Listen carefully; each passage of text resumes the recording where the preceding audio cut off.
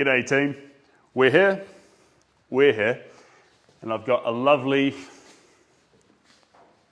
fresh canvas to be painting, which is very exciting. You only get to start a fresh canvas once every art piece. So,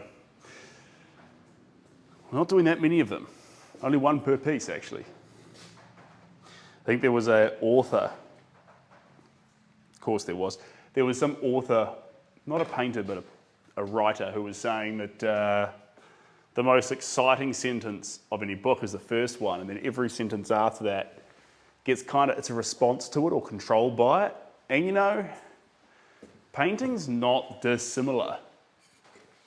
Not that the first stroke's the most exciting, but like the first layer, the first series of kind of wild strokes where you kind of get to imagine what it's going to be. And after that, you're always being wild, but somewhat having to either address or like mentally ignore what's there. It's okay, you can ignore it, but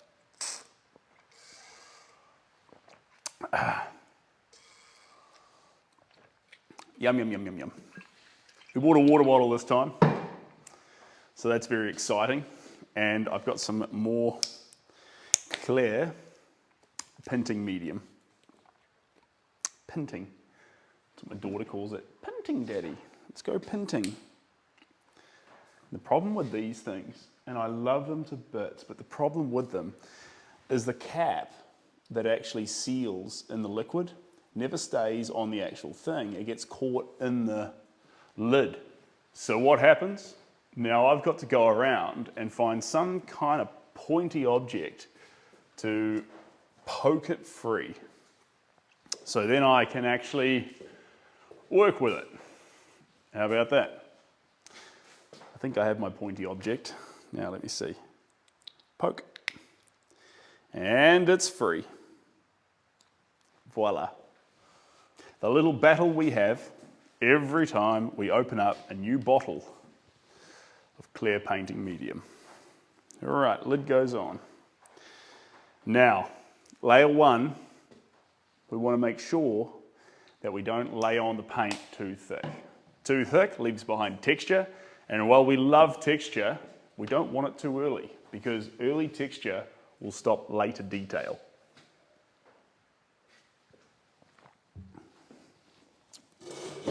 I've got my lovely cushy stool here, which is going to be very exciting. And you can't see it, but there's been a very exciting upgrade in the studio. Arguably the most exciting upgrade for a wee while. It's just behind you, and it's a heater. So one thing that's been putting me off at current is coming out here into the studio at this time of year, because in New Zealand it's winter.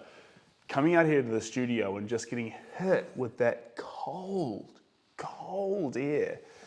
So I'm excited now, if I could find a... All right, I think we're gonna go bare hands, guys. My gloves are pretty moist, unless... No, they're all moist. They've been out in the rain. If you can hear the rain, that's been coming down and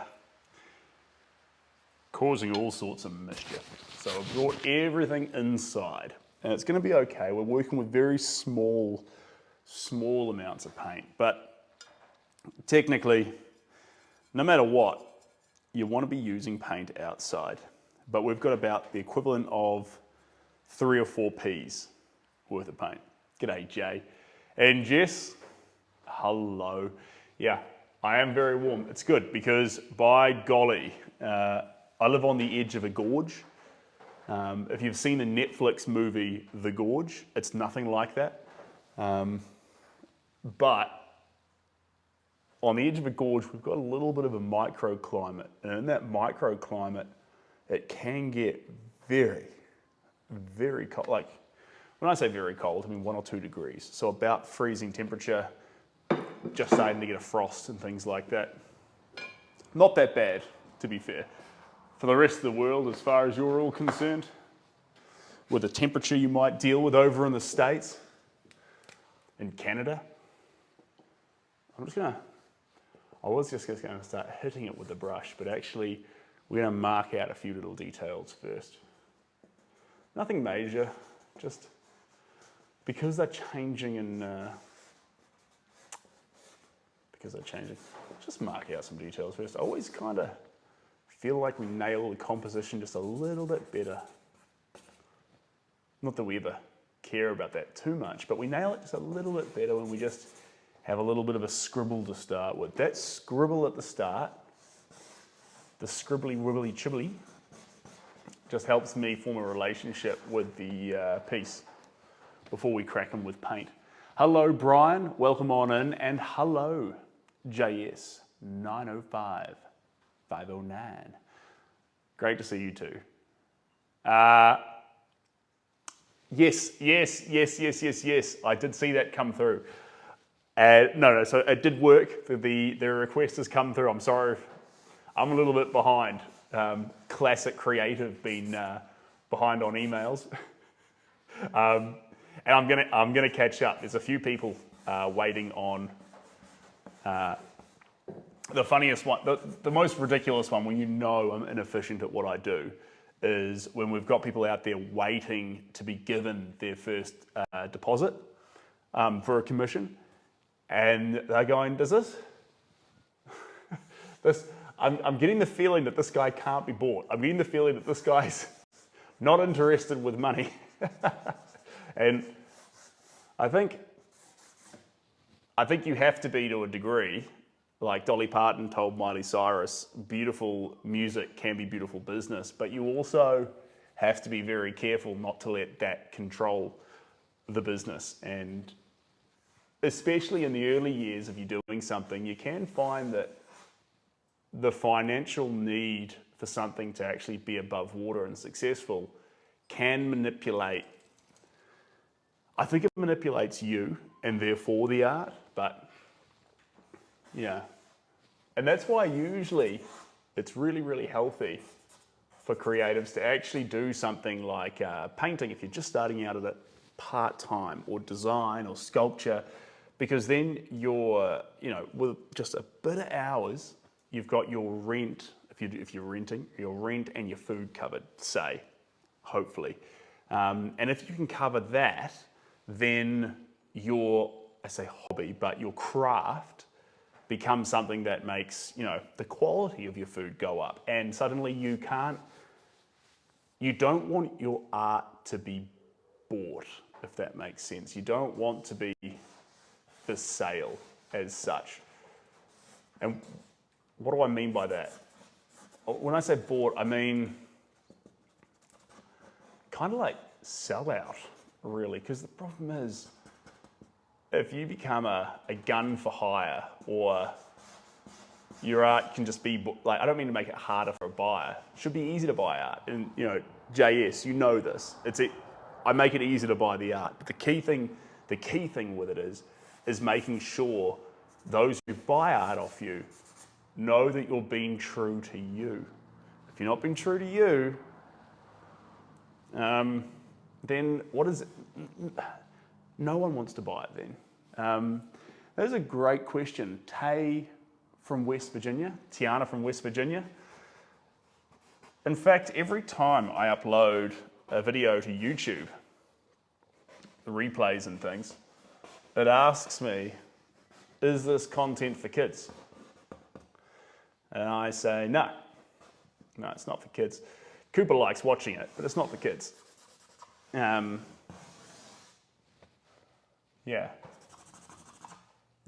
But I find the best thing about this content is that I get to make, and the content makes itself. Who's that there? Hugh Muggs Chud. Thanks for being an EU champion. Yeah, it's raining outside. I've got no choice. It's raining outside. But this also means that when I want to pack up, I literally just turn off the camera and I walk outside back to the house. So this is the studio, and it's a long way off finish. We're still finishing off the finishing touches, but at some point we will finish it. It is cold here. It is cold. At this time of year it's been freezing, except, excuse me, I've got a little heater coming down onto me. So actually The cold surrounds me, the radiant heat envelops me, and making art. But yeah, I think a lot of artists feel aggrieved that they have to become content creators. You don't. That's not true at all.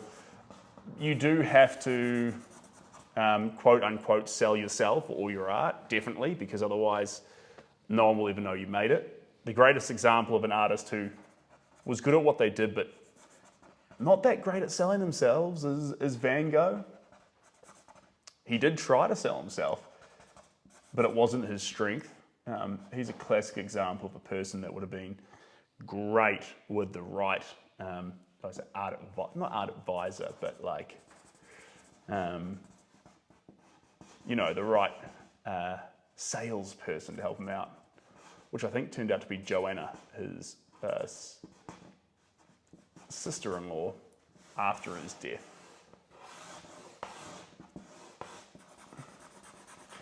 But I don't think you have to be content creators. I think that you need to find a way to be authentic and honest, and wherever you find that place, let that be the case. Like, I've always liked live streaming personally for me, because I feel like it's an innocent environment where I get a lovely group of people most of the time, and it's an opportunity to talk with people who are already in their downtime. And I don't know, it feels better for me than actually quote unquote making content, because then I sit in front of a camera and it's not about making art, it's about trying to capture a cool video. Whereas in these lives, thanks Jess, I always feel like the premise in these lives are we're making art. We've had a few where we've done yarns. Mike, you champion, how we doing? We've had a few where we've done yarns, but typically the premise is always we are making art. And I think strangers into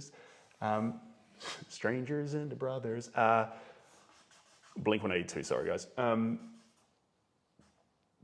To have a shared purpose that we just pursue together is kind of fun. And then guys, it's really fun for me, because then I just grab this live that we do right now and I just literally, TikTok stores it, I download it off TikTok, and then I just post it online. And that's 95% of what sometimes I get the replays and I cut them up into a whole bunch of like fun, like put some music behind it, do like a whole bunch of 1-second clips, and you get like a 4-hour stretch of me just mucking around in front of a canvas to like a 80s underground disco song. Because I like doing that, but like I've always struggled to stay authentic and be real when I try and make a video. But you know, you might hate live, so each their own at the end of the day. I think every artist just needs to find their own quest to figure out what works for them. Hello, welcome on in. And yes, you did. And you've caught it at the start, Mike. So, excuse me. Whoop. Let me just come back to the start here, guys. I appreciate that. It's funny you say the honesty comes out in the work, because the works I hate the most, and hate's a strong word, but sometimes I hate my own work. I get that passion that Monet had, not the same passion, I get where he was coming from when he tries to destroy the art. I can't stand some of these pictures. I get really upset with them because I feel like there's a lack of authenticity. Like sometimes this make the art, don't enjoy the art element comes into it, and I can see it in the paint strokes, and I resent it really deeply. I just don't want to even look at the picture. I hate it. I really do. And so this became apparent to me about 2 years into doing art full time. I started to realize, this is back in like the early 2020s, I needed to be very careful with which commissions I took, because it wasn't always the content behind the commission, but it was when I took it, what was my emotional state like? Was I in a position to enjoy this commission, or am I taking it because I feel like I should take commissions? If it's the latter, you'll get midway through it, resent yourself, and never enjoy what you make. And the real loser in that situation isn't you, and it isn't the painting. It's the person who knew you and bought a painting off you because they wanted you to recreate their image for them. And yet instead, you didn't. You strangled what they wanted, and you gave them a bastardized version of the reason they love your art. Careful to do that. That's a dangerous thing to do. And it's easy to do. Yeah. So anyway, sorry, so the picture we're working on today, Jess, all the time, way more common than you think. If you don't, at the end of the day, I think hating it's really healthy sometimes. And some works, the best ones, like the really, not nitty gritty, but kind of impressionist and edgy ones, I'll go through a day of hating it, a day of loving it, and just keep chopping backwards and forwards. And when I go through love and hate with it, now we're in the right spot. Now we're in that, okay, it's actually causing emotional reaction. And I never look at the art 2 days the same. I suddenly hate it. I suddenly love it. It's, but other people, if I'm having that emotional experience, other people can go from I love it or I don't love it, I hate it. So everyone to their own. But if I'm having an emotional response to it, it's in the right position to get an emotional response from someone else. I keep saying sorry because I've got to tell you what this picture's about soon, and we're just doing some fundamental guidelines to get ourselves kicked off with. What introduces those hated strokes? Happy artists make happy art, and we can tell what a happy stroke looks like. You have unhappy strokes and you have happy strokes, and depressed, miserable art has a place, but predominantly in our lives, we want art that has vitality, it has happiness, it has joy, it's infused with the energy that makes life exciting. That's why we love art. Okay, now a lot of people will say, don't tortured artists make the best artists? Yeah, they do. But the only time Van Gogh was happy was when he was making art. So thinking that actually he had a tortured life, he didn't make tortured art. His art was the one place in his whole life he was happy to be himself and happy to enjoy it. And therefore, Van Gogh's art's actually made from happiness. Double thumbs up. What we're doing today, this is Felicity. It's not. An old wooden ship. This is one of the early ships that's exploring down in Antarctica. I'll need to get the name of the boat for you, but the most important detail on it is who was on this boat. So, this one here's a commission too. No, don't sniff the marker. And in fact, guys, I can't handle fumes almost at all, so I can't even use a Vivid.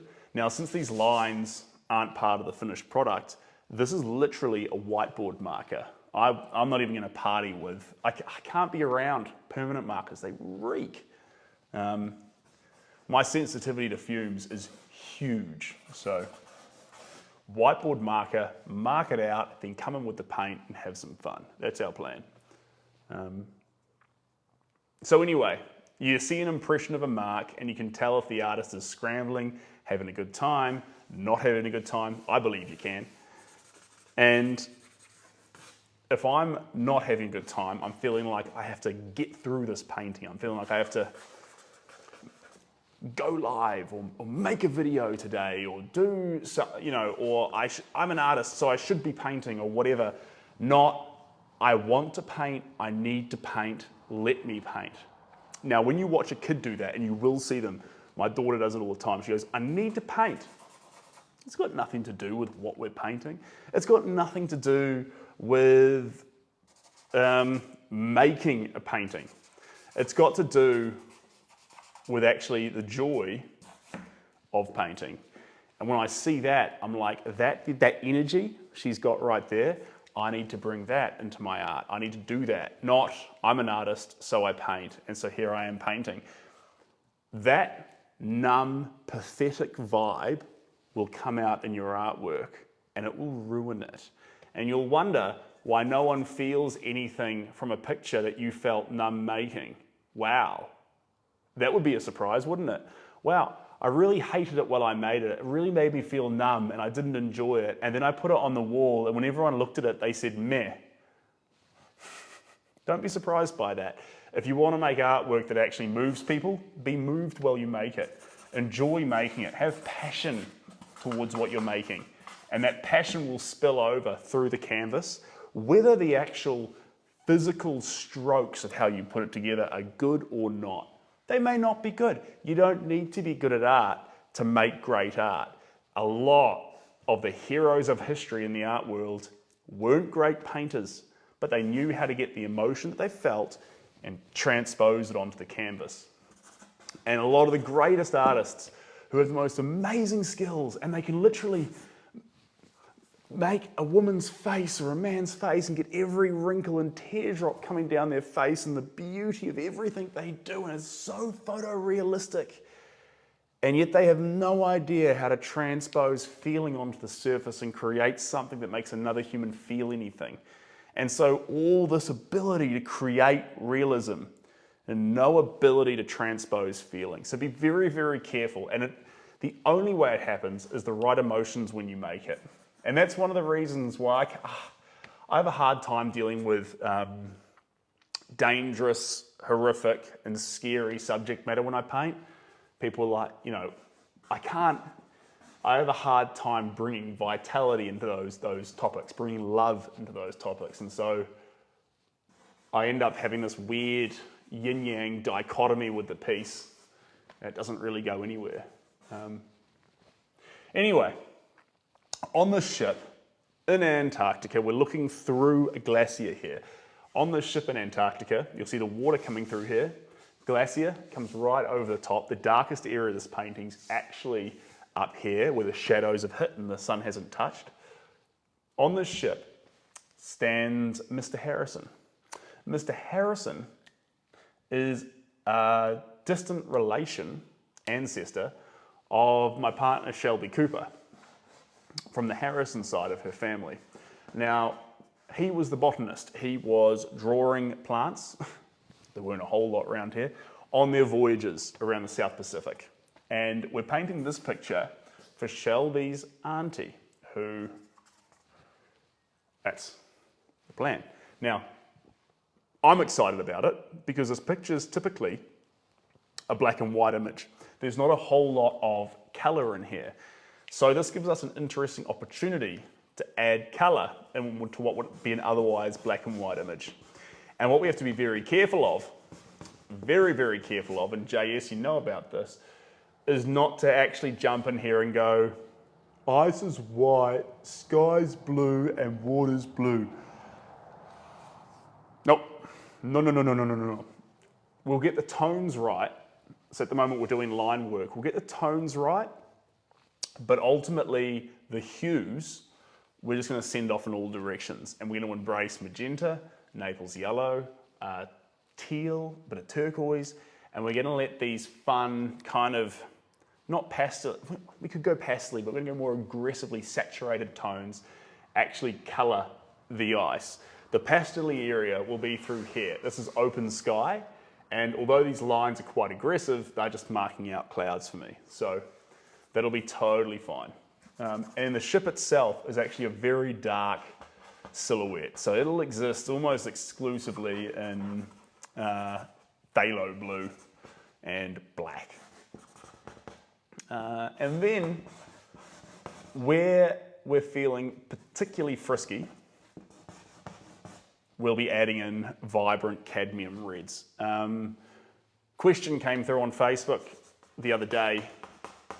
don't paints no longer have cadmium reds, and actually that's just a slogan that they use? No. If it says cadmium, cobalt, or manganese, if it says manganese, if it says cadmium or cobalt on the packet, it 100% contains that heavy metal, because that's what makes the color beautiful. We haven't got around that yet. If it doesn't say it, it probably doesn't have it. But if you run into a paint that says, they'll sometimes now say cadmium free with like a green band, then you know it doesn't have cadmium in it. But don't trick yourself. More than ever, people are not out to look after you with the materials, but the actual substances they're selling you. It's not the paint company's job. They've got some certain rules they need to adhere to, but it's not their job to actually look after you. And trust me, they don't want to. They don't care. And so you need to make sure that you read the safety data sheets of the paint you want to use, and you make your own decision and take full responsibility of whether you're safe or not. That's just, sorry. I wish paint companies would take more responsibility, because they're in the best position to know what's safe and what's not. And yet they just put it in tubes and sell it to you and tell you, be in a completely ventilated space, don't breathe it in whatsoever, and they'll be fine. Fully knowing and expecting people to just use it inside enclosed studios. It's just shocking. It gets me proper upset, guys. I was talking with an outfit. We were going to do a collaboration. I was going to be an ambassador for their paint, and I really liked it. I thought the paint was a more natural alternative to regular paints. And anyway, what happened was I said to them, look, they're a relatively new company and they didn't have safety data sheets out yet. And I said, look, I know you've got a secret recipe and whatnot. I just need to know the overarching ingredients in this paint. Not even exactly what it is. Am I working with stuff that'll off-gas violently or not? Am I working, you say it's plant-based, that's totally fine. What would happen, like you're saying, use it indoors, what would happen if I just put my nose to it and sniffed it? Is anything coming off it that I can breathe in? And I basically got stonewalled with, we can't tell you anything about what might off-gas out of the paint or anything like that. Just trust us that it's good for you. And I was like, guys, I can't play that. Trust us, you'll be fine. And yet we see all of these amazing people, artists, contractors working with paints, everything slowly going crazy over time because they're breathing in these harsh fumes. I don't know, guys. I don't know. I don't mean to turn every single live into a whinge about paint safety, but it just tends to happen. I am pretty passionate about it. I've been burned really badly by it. I've had memory loss. I've had vision changes and everything. So I understand how dangerous solvents can be. And sorry, you 50 people here hanging out with me. You get to hear my vented frustrations about how we need to look after ourselves better. And that's part of the reason why I love egg tempera, because you're just using egg yolk. And although pigments can be volatile, get safe pigments and work with them safely, even though they can, with their very fine powders, you can breathe that in. Deal with that one hazard and then know that once it's mixed, you're not dealing with something that's dangerous for you. You're dealing with something inherently quite safe and stable. The typical rule I'd tell you, paint is a whole lot like poisonous tree frogs in the Amazon. Bear with me, I'm going somewhere with this. It's a lot like that because the more colourful they are and beautiful they are, the more lethal they are, the more poisonous they are. This is a fact. Oh, that's awful, fashion carrots. Probably lucky because, you know, I'm not a big fan of hunting. You'd say, well, it's no different from you buying your meat from a supermarket. Kind of is. I think we all want to keep working as a collective towards the greatest welfare we can for farmed animals. Certainly, I'd prefer the most compliant, innocent process through a farm possible for an animal. Then I'd prefer someone running around with a crossbow. That's fair. And in fact, if you were a lawyer, or not a lawyer, if you were one of the farmed animals, you'd want certain conditions met. You'd want certain quality of life in the years that you were farmed. Yep. Obviously, it'd be cool if you weren't farmed at all, but say you were, quality of life. And then in your final days or hours, how about you not get chased around by some insane person with a crossbow? Instead, you're hanging out and then it's over. I think that's better. I'd vote for that. That's much better.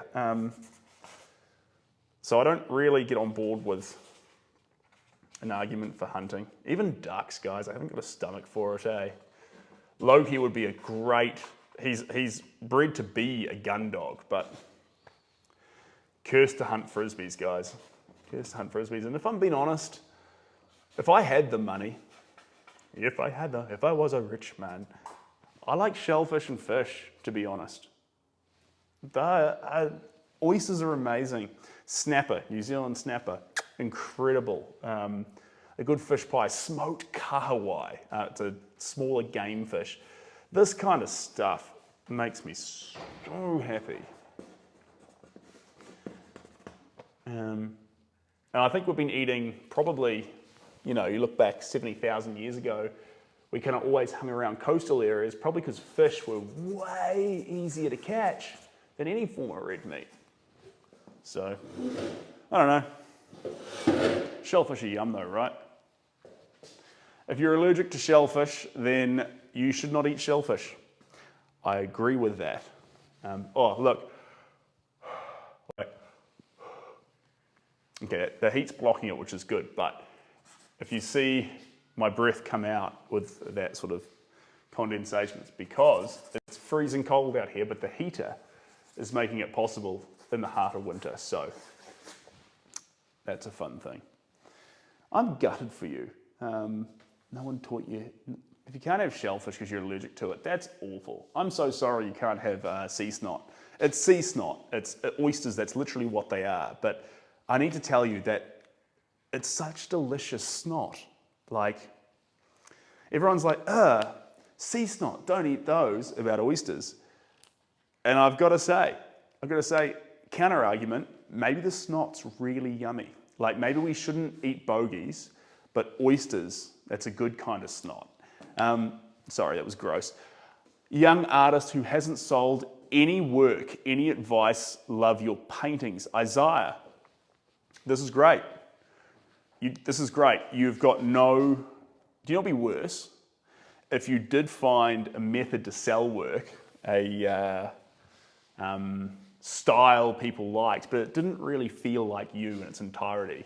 And yet you did it because people liked it. And so you started painting a bunch of dog portraits, and then you got a name for yourself, Isaiah, as the guy who does really nice dog portraits in a style that you don't really care for, but actually people buy it. And then, a couple of years go by and suddenly you're doing these dog portraits in the style that you kind of resent now because you've been doing it for 4 or 5 years, but you've got a partner now and you're going to move into a house, and so you're taking out a mortgage, and that mortgage is funded by the fact that you make these really cool dog pictures, so you keep doing it. Then 10 years go by, you're still making the dog pictures, and you've paid off about 1/3 of the mortgage on the house, but you've still got to keep making dog pictures for 20 more years until you've actually covered the house and you can decide what you actually want to do, because those dog pictures, Isaiah, they're your security, so you need to keep doing those. Now, what would be much better than that is going right back to the start, and not going on a pilgrimage on an art form you don't like. Build something that you want to build up, and then build it up, okay? So right now, with 0 sales, you can decide to be whoever you want to be. And when I say that, it's not cheesy. I'm saying build out your own style. Not ever what other people like. Do it exactly how you want to do it. If anything you made was worth $1 billion, what would you make? What would you actually do? And then, once you do that, then find someone to love it. Don't morph into something that you think everyone wants you to become, only to develop an art style that you're inherently going to resent and then hate the fact that you ever tried to monetize your art in the first place. Blah! Don't do that. Yuck. Yuck. So, you're at the start of your journey, you've never sold a piece, and just like holding a Nintendo Game Boy, if you don't remember this time in history, I feel so sorry for you, and you're about to choose your starter Pokemon, and there's 3 of them there and you get to choose. No one sat in that moment and said, I don't have a Blastoise, a Charizard, or a Venusaur. They sat there in that moment and got excited that they got to choose a level 5 starter Pokemon. And that experience is yours right now in your own little field. So live that one up. Hello, Bugsy. Speaking of Pokemon. Oh, that was you, Mike. And hello, Jules. Welcome on in. And the pictures should be collectors, rare, and drive up. The pictures should be collectors, rare, and drive up price due to quality and rarity. No, you need to walk me through that. Yeah. You could talk all day about supply and demand, how to make the art rarer, how to do limited edition things and drive up the value of your work, and or just enjoy making it, and rather than getting caught up with the economics of how to control something that's kind of inherently beyond your control, get stuck into making it. You know, you could go all day saying Andy Warhol's a genius, Ralph Hotity is a genius, Monet's a genius, or maybe they glass cannoned themselves into becoming great artists. They pursued that with an absolute vengeance, and because they did that, everyone noticed that, and then the rest took care of itself. If you don't focus completely on doing what you love and actually exacerbating that to the point, in this case with a canvas, to the point that it's actually worth looking at, you've got to realize that no other series of artists have looked down the barrel that you as a visual artist will be looking down over the next 10 years. No one else has had to compete with literal infinity. So the world has never been more populated than it is right now. So there's never been more artists. This is lovely. I love that. There's never been more artists. And now that we've got artificial intelligence making literally infinite options available, there has never been this amount of things to look at. So please, you need to show up and put everything into this, because anything less, and this just won't compete against infinity. Now, infinity does sound like a big opponent to beat, but if you are going to verse infinity, I reckon passion, imagination, and love are still compelling reasons to look at a piece of artwork, but only if you actually build it into the surface. If you do not build it into the surface, then you're just another picture. And being a picture online, being a picture anywhere, being a visually stimulating thing to look at is no longer enough. Pinterest, visually stimulating stuff to look at for a brief period of time. You will be skipped, you will be forgotten. So, if you're going to compete with a robot, with AI, offering up literal infinity, I can't say that enough, literal infinity, you have to come to the party with humanity, with love, with emotion, with mistakes, with a journey worth watching, with a passion worth joining in on. And if you don't show up with that, pack up, go home. It's over. Right. What are we painting today? Nadia. First off, welcome into the room. This here is a Felicity, the old wooden ship. No, joking. I just wanted to say Felicity, the old wooden ship from Anchorman. Look, let me bring it up for you guys to look at. Bang. This is our ship. That's what we're doing here. We're looking through the glacier. You can see the ship, you can see the water, you can see the sky. A lot of textures, a lot of shape, and our darkest areas up above the image. I love these images that put the weight at the top. Usually we always find the dark values end up down here in the foreground. And so it's kind of like the weight comes to the bottom because that's gravity, that's how we understand things. I love it when it's at the top. It reframes what the picture's doing. And it's got the pseudo frame around it, which I always dig that too. So there's our boat. And then if I show you against our one, voila. So there we go. There'll be a couple of little tweaks that we do. It's all about the boat. So what do you see? You see if I put them side by side, my boat's just a little bit bigger. And the human element in this, you're gonna see it straight away. You're gonna see that this bank here, I'm just gonna pull that out a bit.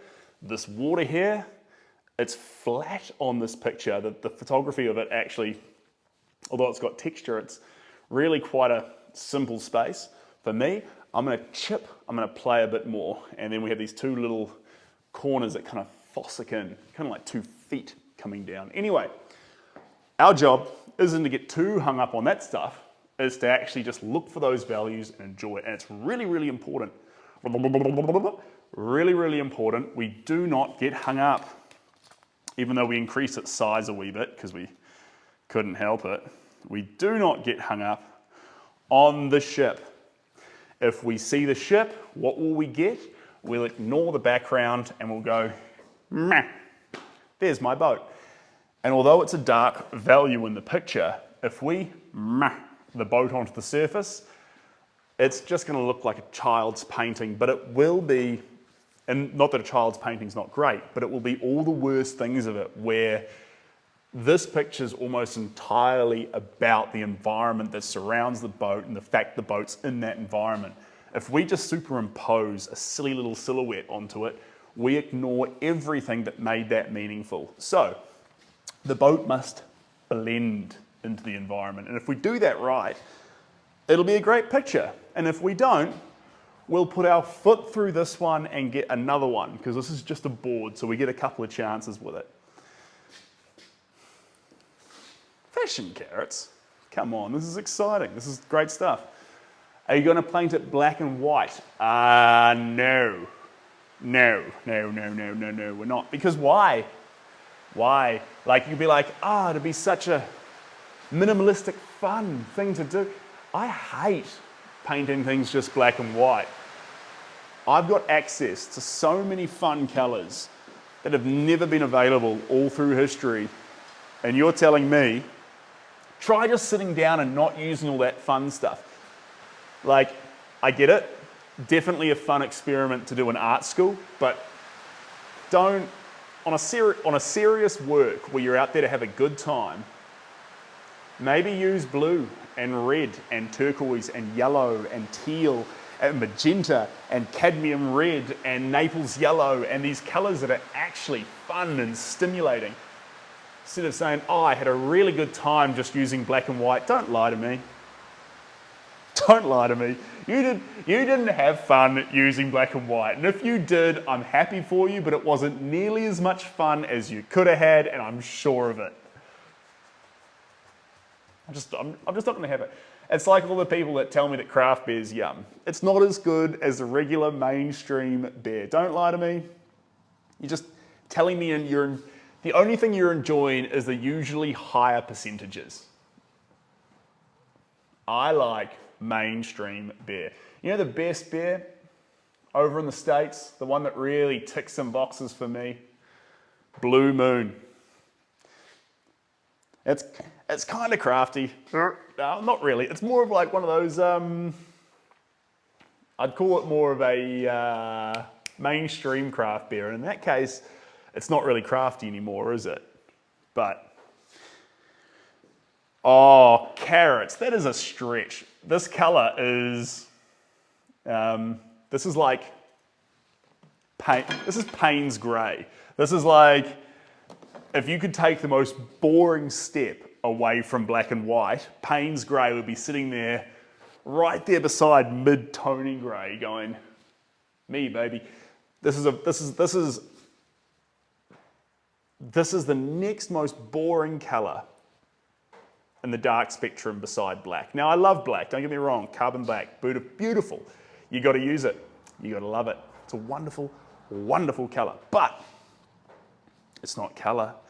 Baby, baby, baby, this. Here's two colours. This is naphthol pink, tasty, tasty. This jumps off the surface and looks literally like a strawberry. This is cerulean blue. It's such an obnoxious blue, and kids and adults who don't know how to paint use this in the sky. This belongs nowhere near the sky. That blue is so saturatedly ridiculous that you never see that pigment in the sky. And then, some of my least favourite pigments on the face of the planet. I don't mind phthalo green actually, but this one, cobalt green deep. Where do you get off? Yuck. Like, the problem I've got with the greens is everywhere you use them, they're not as great as reality is. They all just they don't have as much zest as real reality. Here we go. Bing! Cobalt turquoise. Now that's a colour worth partying on. Turquoise, these kind of colours look really cool, and they're really fun because throughout history they weren't super common, and now they are. So we can party with colours that history denied most artists. That's a great place to get an edge, because you're not just versing, when people are looking on their phones, you're not just versing you and the artist down the road. You're literally versing Monet and Van Gogh and these other amazing artists, because someone could look at that on their phone instead. Hashtag art. Why would they bother looking at your stuff? Now you'd be like, that's a really unfair opponent. I don't know. Pretty similar to what every musician's had to deal with since Spotify came out. Anyone who put music on Spotify had to compete with Ed Sheeran. That doesn't strike me as very fair. That strikes me as really tough. But it's the game we play now. So now, to enter the scene of art at all, because of Instagram, because of Pinterest, because of YouTube, because of Facebook, because of blah, blah, blah, blah, blah, your art is immediately showcased beside all the old masters. And if you want to penetrate that veil and exist, then you need to find very quickly, not the skill. Of course you'll need that. You need skill. Of course you do. But that's not the thing you need to find straight away. You need to find the passion and the character that makes your artwork, bad or good, worth looking at. There's a lot of bad artwork that gets a lot of traction because why? It's got character. And there'll be people out there who say Seb's art both lacks character and ability. But don't worry, because it's Facebook and Instagram, what can you do? You just, you leave it there if it's funny, but if it hurts, because sometimes someone says something and it hurts a little bit, maybe you're feeling a bit vulnerable. When that happens, you can just hide the comment. I try not to, but you know, sometimes I'm just a little bit sensitive and someone says something mean. And you go, you know what? I'm the king of this comment section. Hidden. It's quite... Oh dear. Hey, tell me. I'm hearing the rain. It's really loud at the moment. Like it's reverberating around in the shed. We're in a corrugated iron shed and it's pounding down. Absolutely hey Bailey, pounding on the ceiling. Can you hear me clearly through the little mic I'm wearing? Or is it all as distorted? Because for me it's quite like, I'm trying to speak, but the rain's really noisy. I want to see if that's your experience. The blue that was selected for us by people in a room. The blue that was selected by us by people in a room. You've lost me, Mike. Yeah, I mean, thanks Mike and Steve, appreciate that. That is what we're talking about. So first up is the phthalo blue.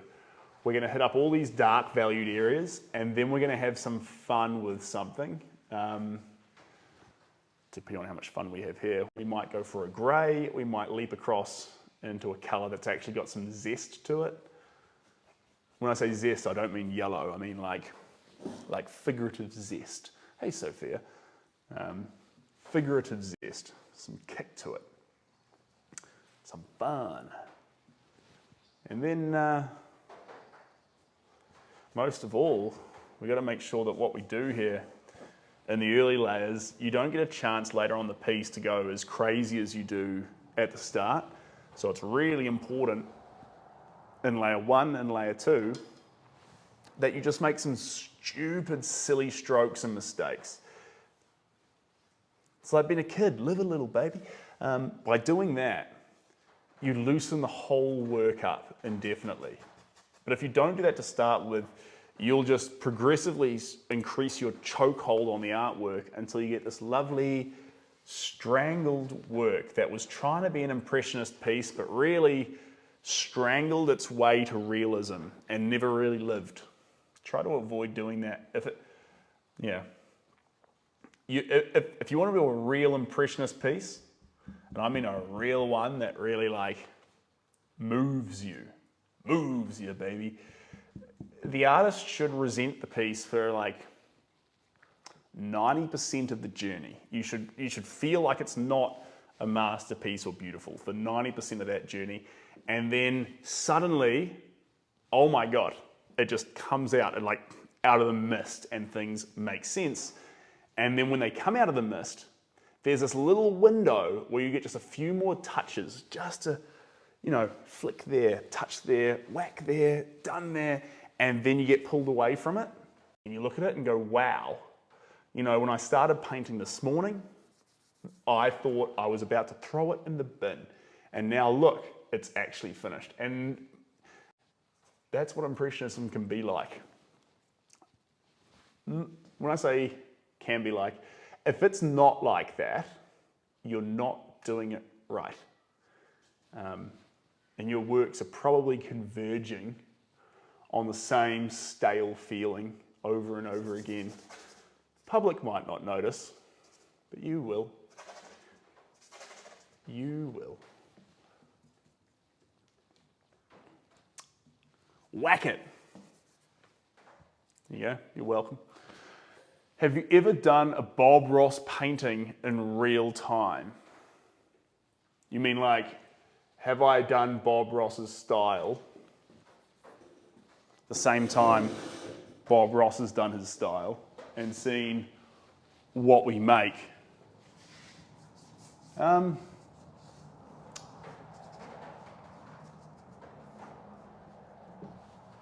to think. Maybe. Bob Ross's style, and I've done a few pieces similar to it, in a similar kind of time frame, not his stuff, but my own stuff. His style is wet on wet.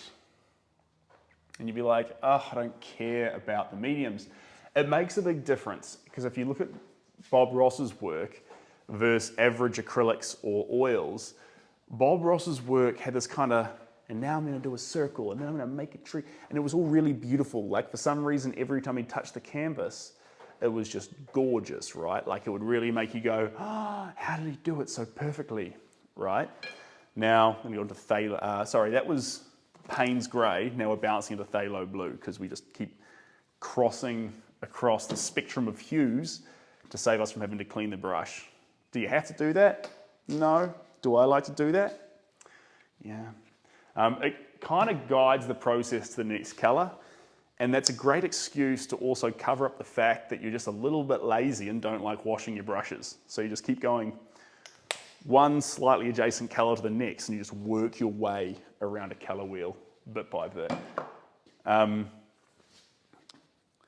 So anyway, the way Bob Ross did that, what did he do?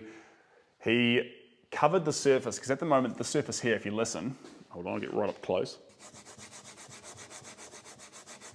Hear that? That is not the sound of moisture. That is not the sound of like wet, juicy surface. So what he would do is he'd add this white medium, like an oil paint, basically paint all over the surface before he started. So the whole thing was wet and juicy. And then he'd paint on that. And because the paint was quite thick, it wasn't the viscosity that you're probably used to working with. Its viscosity was thicker. And you see him dabbing on the surface? That's wet on wet. The brush never went dry on the surface. And it's when the brush goes dry that you get this ugly kind of, well, dry, scratchy look to it, which is very common with acrylic paints. Instead, he never got that. It's this moist, juicy work that pops off the surface. Now, the funny thing about that, you could paint literally anything in that style, literally anything, and it's going to look absolutely wonderful. Even as an abstract, it's going to look great. But the thing about it is that he was actually also really good at doing a landscape. So you get that together too, and suddenly, bang, you get this absolutely wonderful, wonderful style. These beautiful landscapes that bounce off the canvas and they're just great. They're just great.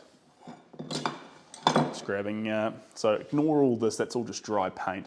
That's our blue, we've thrown in some white, and now it's like pastel blue to throw on the icebergs.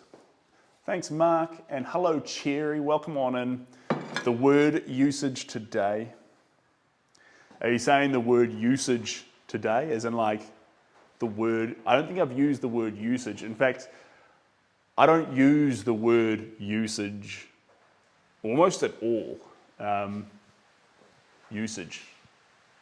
It's kind of like a word you'd use for a stock take. What's your usage of peeled carrots?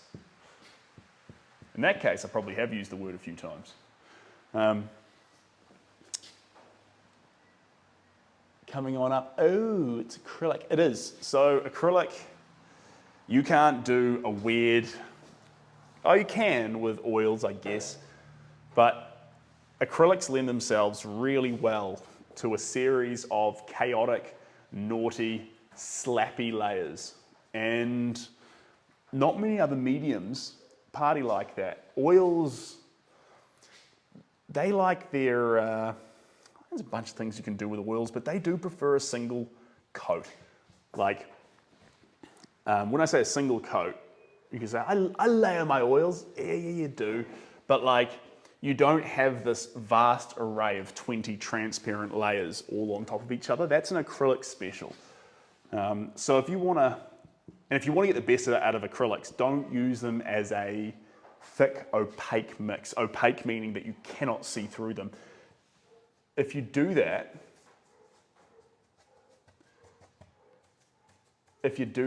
you're going to end up with, hold on, I hear a dog barking. Let's make sure it's not Loki, guys. I'll come back in just a second. We'll just, oh no, it won't do that. Hold on. I'm going to pause the live. I'll be back soon.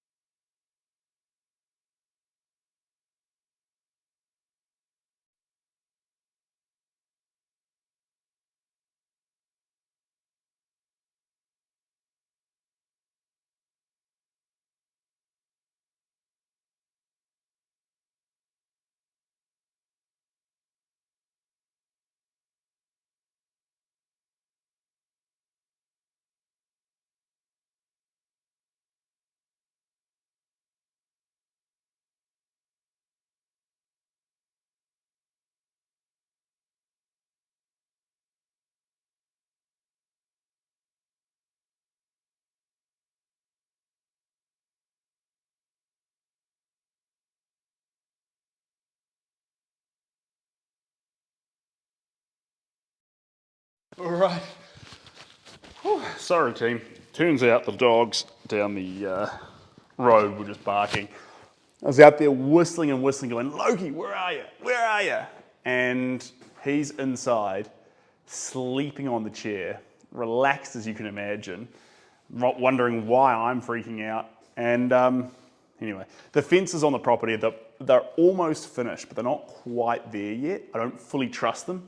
So there's a bit more work to do, but anyway. He's safe and sound. He's safe and sound. Okay, so see how these acrylics on the dry surface dry out when you're stroking. Now, well, that's fine for what I plan to do, this aggressive transparent layering to get a piece of artwork bouncing off the surface.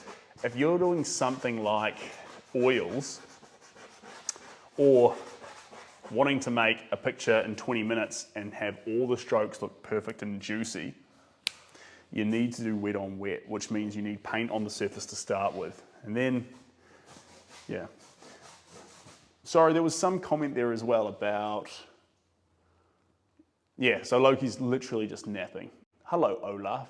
Love the movie you did with Elsa, Frozen. It's very impressive. You can see that it is very cold in here. It's happily with, yeah. I thought you were talking about, that's funny, Steve. I thought you were actually talking about Bob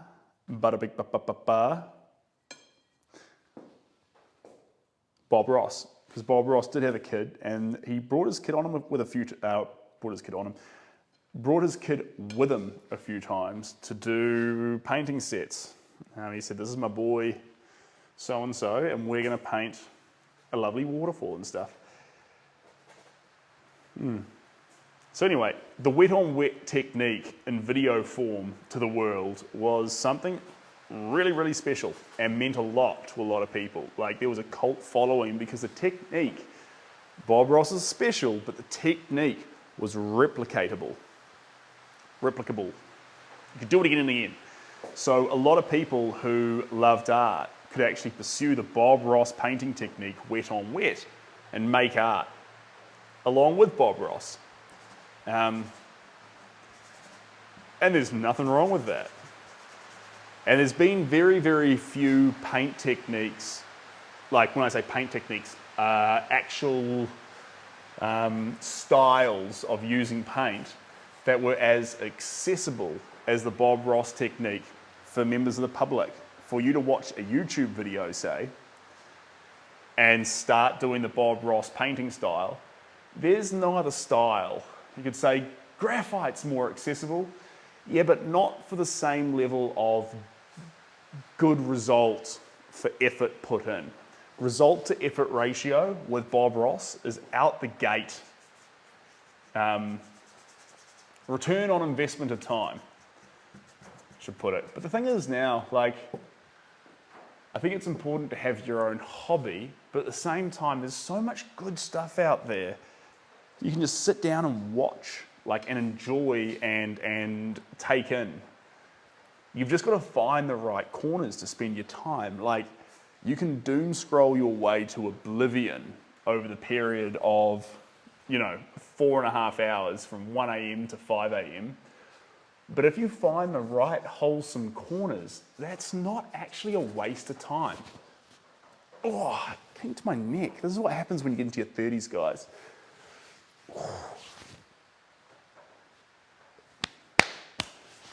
Jeepers creepers. If you find the right community, anyway. And hello, Shamalama, great name.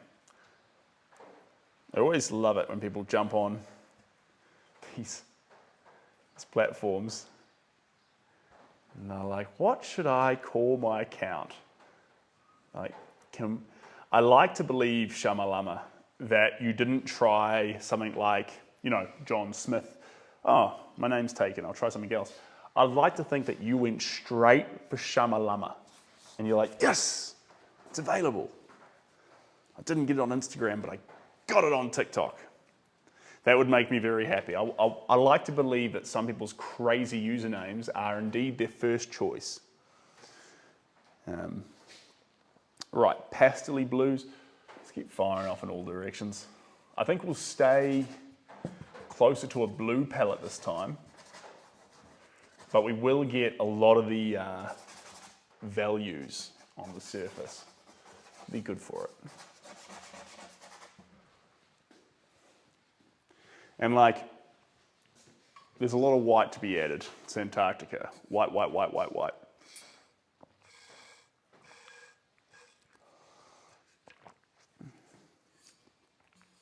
It's, well, it's working on two levels, because on one level you could say it's ice, and on the other level, it's very cold where I am. So these two things are working together. I do like comedy.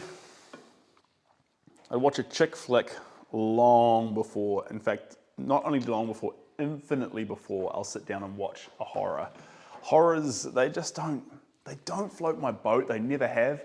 I end up checking behind me in stairwells over and over again, like not in stairwells, in hallways and things, checking over my shoulder. It's not a fun experience for me. I vastly prefer having a laugh and then forgetting about it. That feels healthy, that feels good, that feels organic. Anyway. You could say, you're a wuss, so it's how I feel. And if that's how I feel, wusses don't share their feelings. That's what real men do, so ha. Uno reverse card on you, you bully. That's what I say when I'm really feeling tough. The thing about white is no matter how much white you add to the surface, it will just eat it up. Like, titanium white can never get a foothold on a painting when there's already another colour on your palette, except unless it's yellow, because yellow is such a weak colour. Such a weakling. It's a runt. It's the runt of the palette. Put that on a t-shirt. Yellow's the runt of the palette. But if you've got blue, which is such a punishingly powerful colour, and black, you're going to use about a 1 to 10 ratio of white. You're just going to keep on adding it in and adding it in and adding it in, and it's just going to keep getting overpowered over and over again.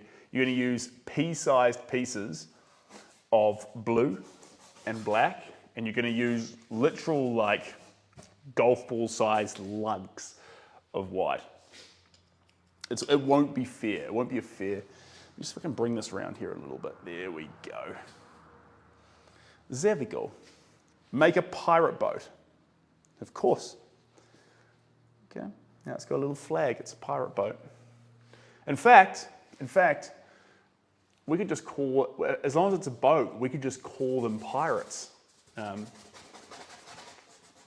as long as we felt like they were pirates, or even could be pirates, we could technically refer to the boat as a pirate boat. Unless there's a larger definition there. But it kind of looks like Sinbad's boat in that it's floating on water like his one used to do, so.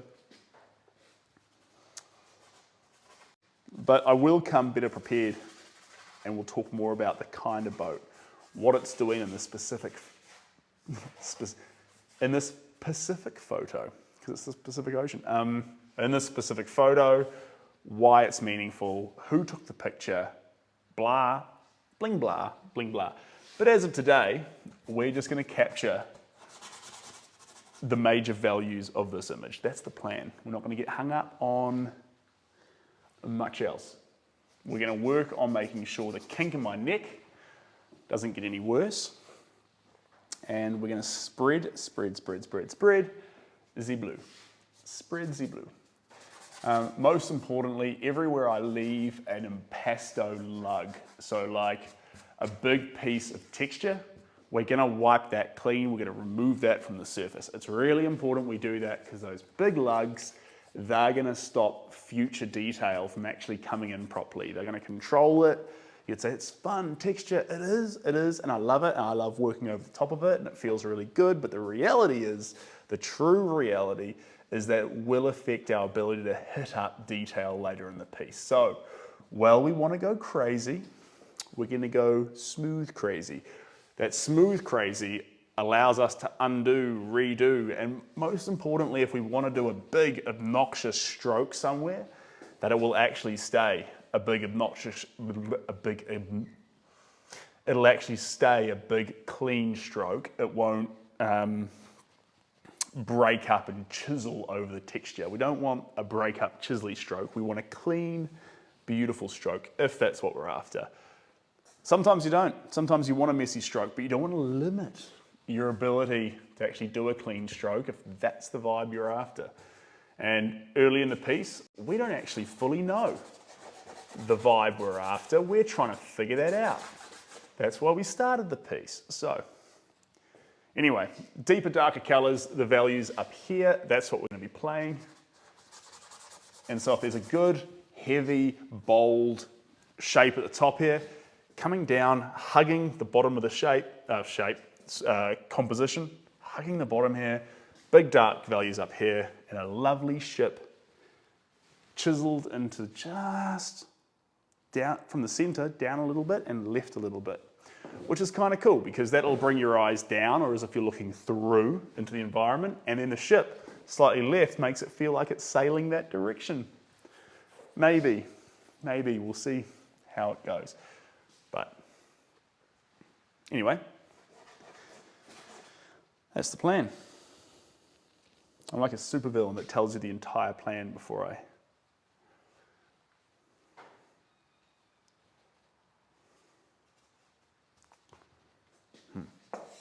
It's a bit thick. It's a bit thick, it's a bit light. There we go, let's get that.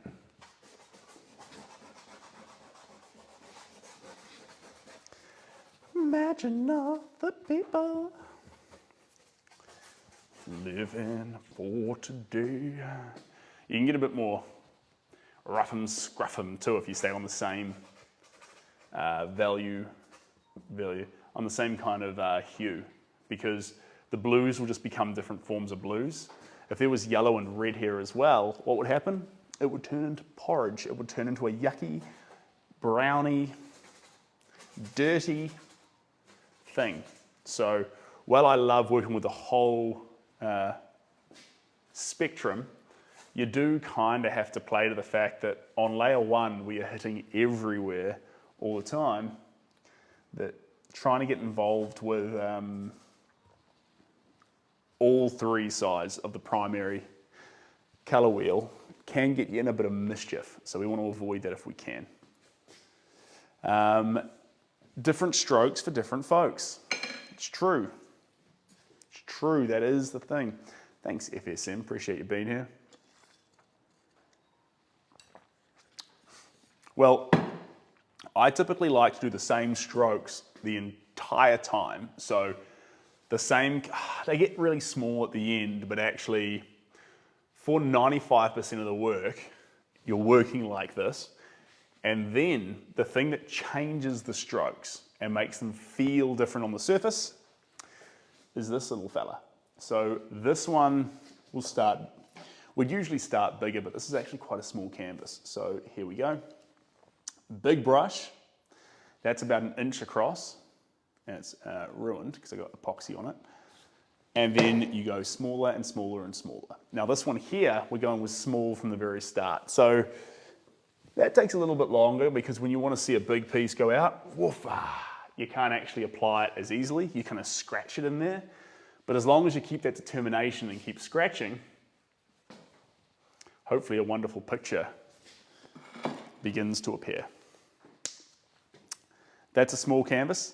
For me it is, yeah. So this is, well, the smallest size I work with is, second smallest size. So this one here is 30 inches by 40 inches. 40 inches tall, 30 inches wide. The smallest size I work to is 24 inches by 34 inches. It's about that high. So you just take that little top bit out there out. You've got to give yourself, I mean, you could say, wow, work smaller. And like, I do get commissions for like 20 inches, like small things. And I'm like, if I work on the sides, I'm going to be chiseling away at it. For my style to actually mean something and work, I need a space where I can duel with the picture and scratch on it and add to it. If I can't actually stand in front of it and I like the word duel. If I can't actually stand in front of it and duel it, you know, and actually move and add these gestural strokes, I'm what makes my style worth looking at. And so typically the best way to get a pocket rocket version of this style is to go for a print, because you can get the larger gestural work and the fun that's in it, and you can shrink it, because that's the beauty of 2026.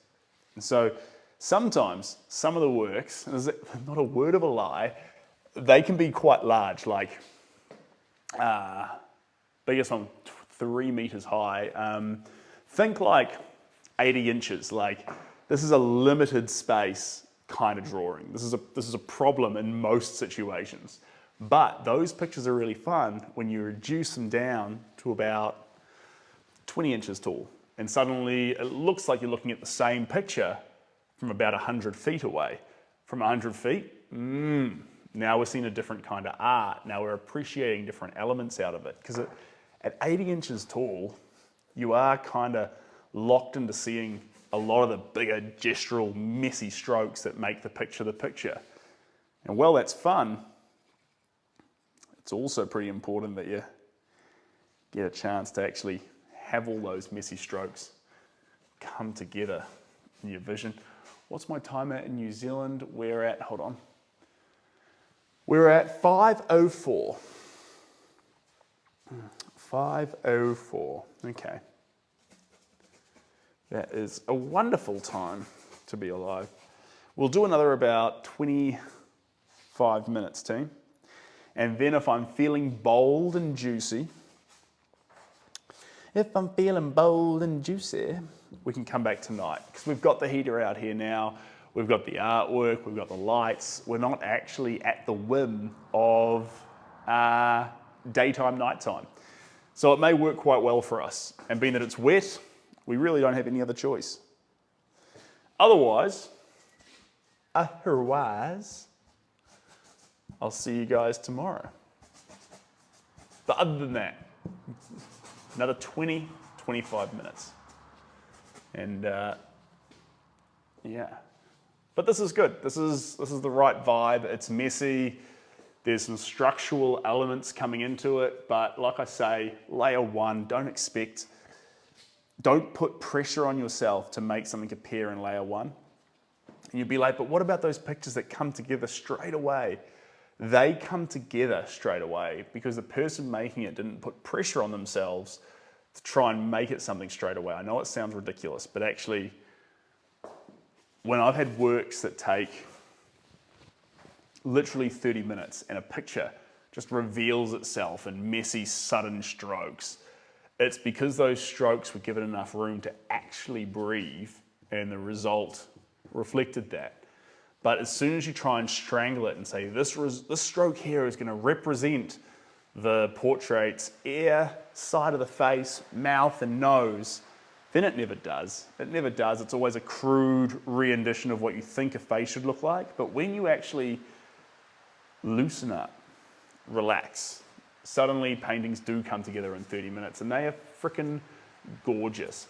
30-minute paintings and 50-day, 1 year long paintings, they all have their place, but like, I love seeing ones that actually share the same purpose, but one's taken 30,000 strokes and one's taken 5 strokes. Like, they're kind of two sides of the same coin doing a pretty fun purpose. Is my take. Is my take. My takey, worky. There we go. Chuck that in there, and that in there. And I'm kind of excited for this one as a work because it's going to be a little bit of we're going to have to maintain a lot of negative space. Even if we explode into colour, the surface areas, like especially through here and up through here, need to feel a bit flat, because if they don't feel flat, it won't have that icy kind of stoic, solidified ice feel. It'll end up feeling more like bush or, you know, nature. I want nature, but I don't want that kind of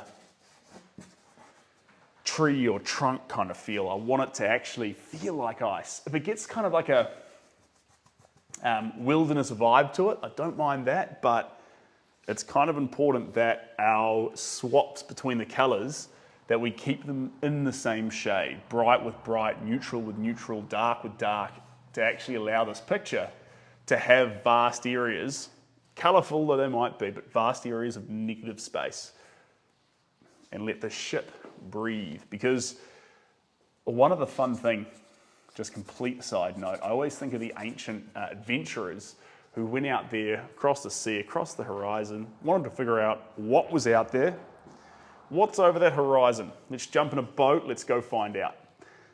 Really interesting mind frame. It's a little bit different today, but it's not dissimilar, not that much dissimilar to people who are willing to jump in spacecrafts and fire out into the universe beyond. Now, although we can see where the spacecraft's going, it's just much harder to actually do it than with a ship. The same thing of that adventurous spirit still exists. So, I want to make this ship not appear in space. That's not the plan. The plan is to actually make the ship, though, feel quite, I don't mean to say in a sad way, but eerily alone. As if this piece of human exploration is somewhere in the middle of nowhere. And that kind of, that'll strum a chord for me. I like that, because one thing for me is I always know we've gone the right place with an art piece when I get a print of it. When I want to get a print of the art piece, I know that yes, we went to the right place. We built something that, although I have to give it away because it's a commission, that's what happens to it, it went to a meaningful place and we did it right. You know you did a commission wrong when you get to the end of it, you just have your fingers crossed that it's going to leave the studio. I just want to get rid of it. I'm sick of it. I hope they like it. I never want to see it again. If you finish art with that attitude, you're doing a disservice to the collector. You're selling them a product they didn't ask for, and it's not, even if everyone's happy, it's not right. That's why it's so important. If you're collecting artwork, make sure sometimes art takes forever to get. And like, I'm sorry for that. And like, not just me, but any artist, sometimes work, it can be done in 10 days, and sometimes it can take a while.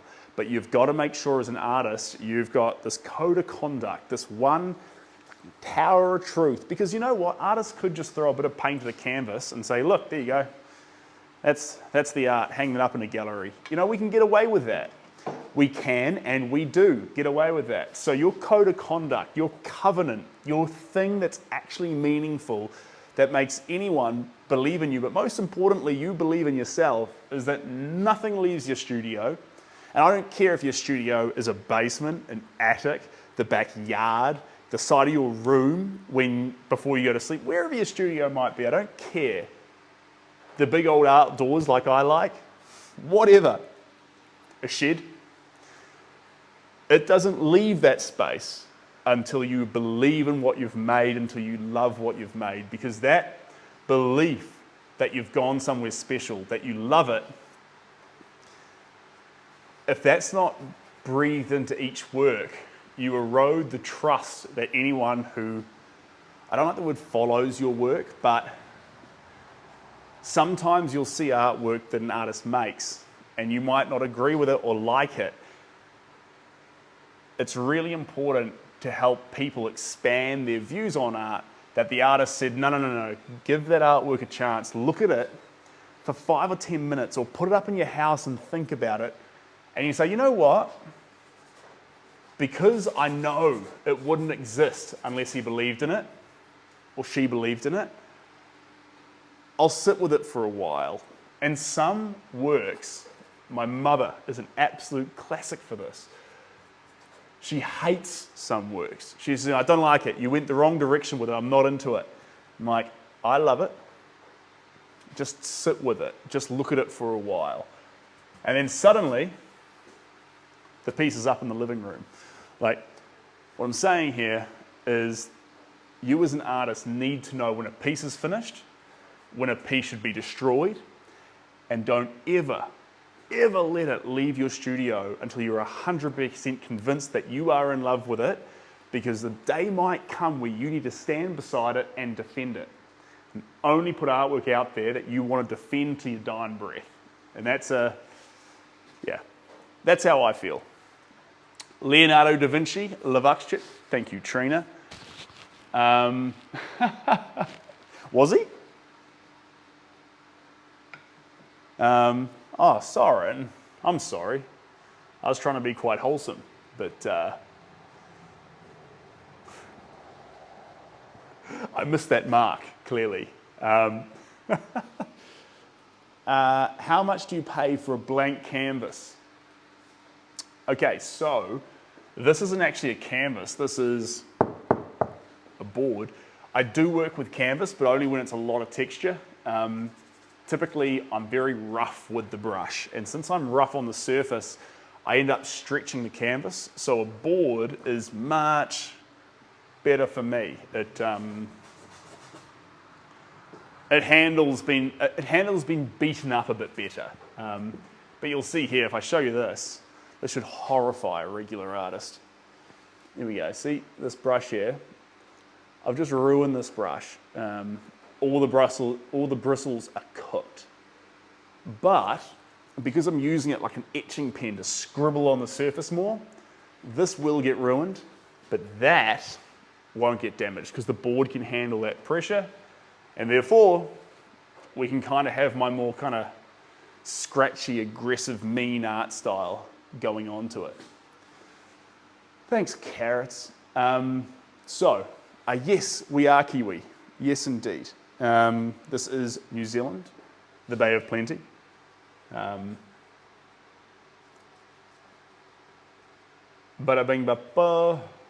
Sorry, so surfaces wise, you can pay anywhere from $50 for a surface this size up to about $700. $700, you're talking museum cedar at the back, which is just really lovely, stable timber. And you've wrapped it with linen or some really special grade and texture of cotton. And you can do that. I've done that. I love doing that. Feels really good. But typically for me, the best things are ply board. So this surface is about $250. $250. Now, the reason why it costs that much is because, as you can see, you see how it's sitting off the surface? It hasn't got these lugs on it. It's because the back already has the frame installed. Now, that frame being installed means that the whole easel can connect to the back of the work without affecting the whole front piece, because you'll typically find that these parts, the easel, bite over the top, and that's totally fine. But when they bite over the top, what happens? You end up with these little areas that you can't quite paint. And sometimes it feels way better to let a stroke flow up into that area, you know, than actually have to deal with this overbite later in the piece. Heba. Welcome on in, Heba. Not English. In fact, you're the first person in my entire life that thinks I sound English. Do I sound English? I think to someone who's not American, I sound American. A lot of Kiwis are like, do you have an accent? I'm like, no, I don't have an accent.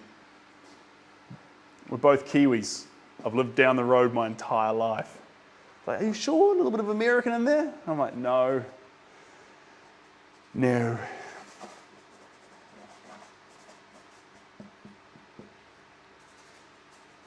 Maybe. Australian. Possibly. Possibly. Australians sound just like Kiwis. They just have more higher-pitched voices.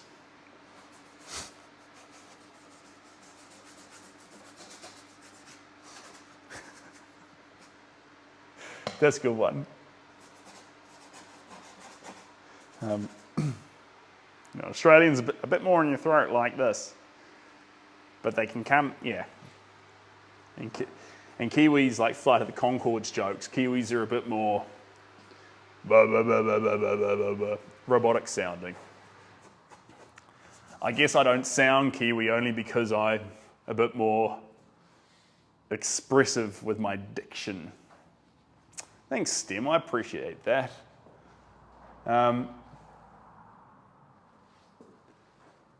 Yeah. What's our timer? I said, we got another 7 minutes. It's 7 minutes. Does my wrist start to hurt?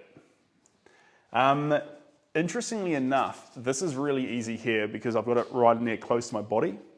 So etching's not too difficult. It's when I stand back here like this and you start working like this and it gets you in your shoulder actually because you're up outstretched the whole time trying to work. It's a good burn. It's a good burn, but it does get to you. But no, when you're close like this, I've always done this kind of etchy, aggressive style my whole life, so my wrist gets away with it. In my notebooks when I was a kid in school, I'd push so hard with the pen that you could touch the page and it would feel like Braille. Years later, we'll know that's the beginning of some psychological thing. Oh, yeah, that's a clear sign of a psychopath. But that kind of heavy pushing, that kind of need for control to create what you think needs to be there comes out best with a brush you can be rough with and a piece of board that doesn't move back. It's really important. With a canvas, you need to be gentle. With a board, you can be rough. You can push, you can stab, you can, you know. And I do really get into like an etching, aggressive kind of feverish mark making. And with a canvas, you'll end up having to re-stretch it. But with a board, it'll just take the hits. So each to your own, really. Each to your own. All right, this is the last color we're going to be adding. Last color, the only color, blue. But we're just going to get a few more of those little highlight areas.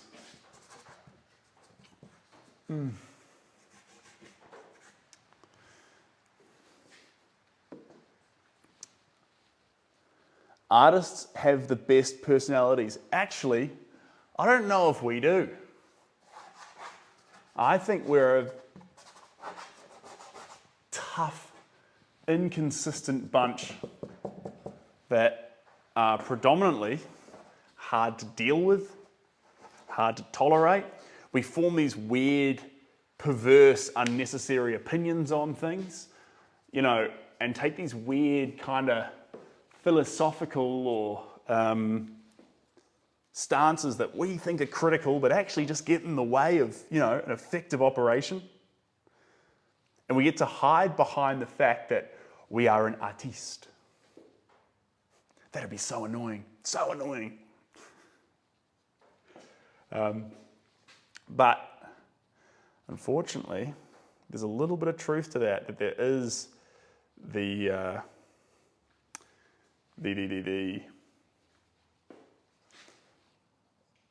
requirement to nurse creativity, that it's not linear, that it wants to go on its own little crazy. You know, I tried to brute force art in my early days and try and be like, you know, I'm going to treat art like building a fence. I'm just going to make it happen. I'm going to get into it and you're going to appear for me and I'm going to make you into a piece. And by the end of tonight, I'm going to have a beautiful piece of artwork and it's going to be done.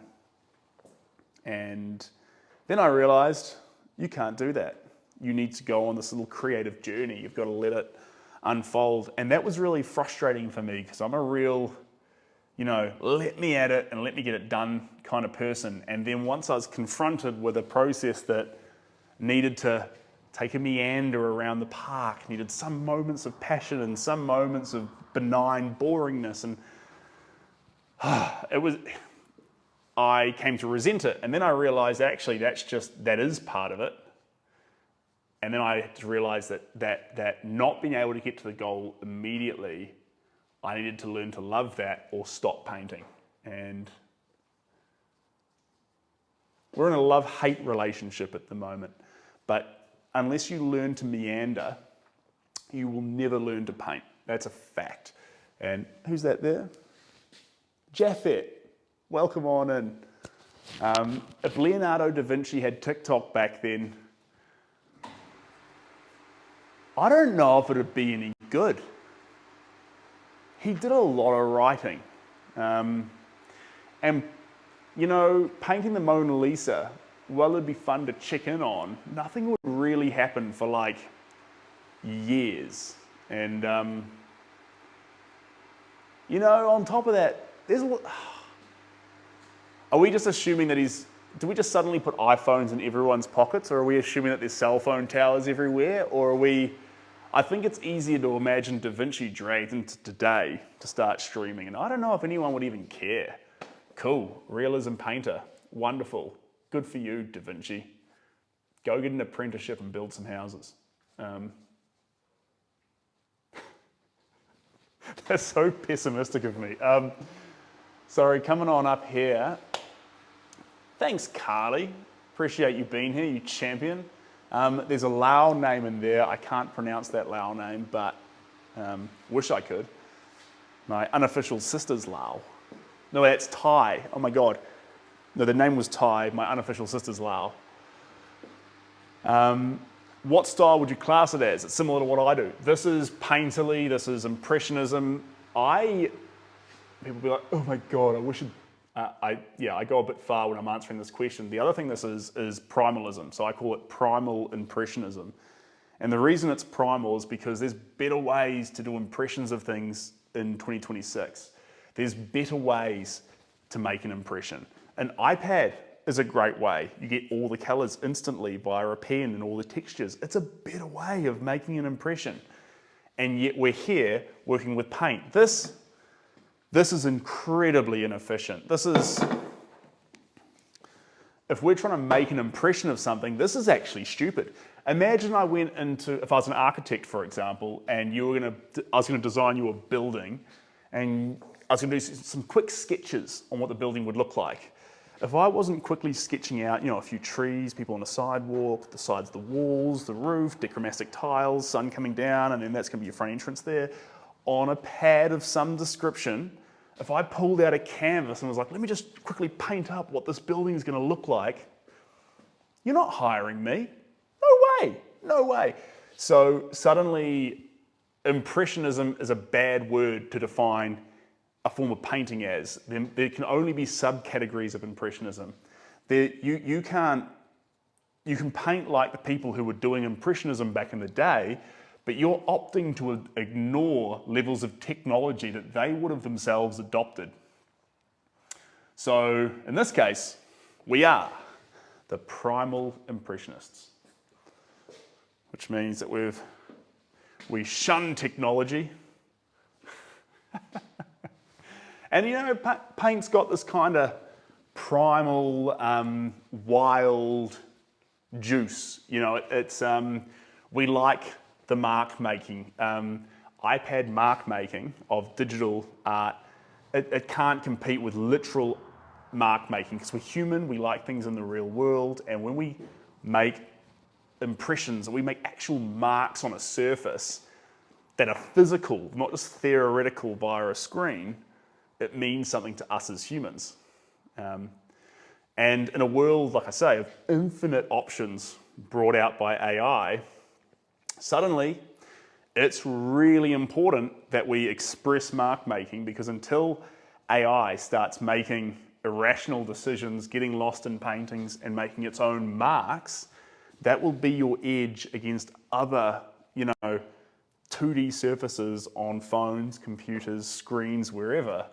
You outcompete those screens, those other infinite opportunities gained by AI, because you're making genuine, real marks, which for us humans, us emotional, crazy little beings, has just a little bit of meaning for us. It's not the thing not a hill we'll die on, but if we got to choose between real or forged, if we got to choose between marks that existed in reality versus stroked onto an iPad, we like those marks that exist in reality just a little bit, because we like that primal element to something. We get excited by those cave drawings, not just because they're old, but because such, not just because they're old, but such a long time ago, someone had something that we can connect with, that we get. Someone stood there and carved out a little buffalo. Someone stood there and did a little something with paint made out of berries or whatever they used. And in a weird way, across tens of thousands of years, whatever time scale you believe it to be, in a weird little way, through those pictures of buffalo and little people holding spears in that cave, we're able to connect with some very distant ancestors. And paint allows that, because mark making, leaving behind some sort of a trace, but actually trying to create an impression of something through primal, silly little etchings, it's a very, very human thing.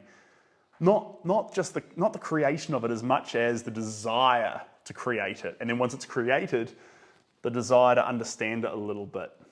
I mean, art is as much about the creator as it is about the viewer. We're not going to break that one down today, but if a piece of art was painted and no one saw it, did it get made? It's that classic tree example. Well, you say, of course it did. Yeah, but was it then still art if no one saw it? Like, let's not get into the nitty-gritty definition of art, or will we? We're not going to do it. I've got to go now, guys. It's been very fun. Blues, whites, blacks. We have two large framing elements of the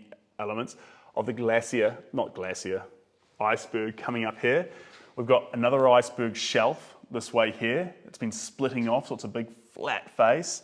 Some turbulent water, not wavy, but kind of, it's got wind probably pushing through it, and then a boat sort of tucked in there, moving to the left, and there's clouds in the sky, but it's ultimately very calm and settled. That is what we're after to capture, and that is as far as we've got today.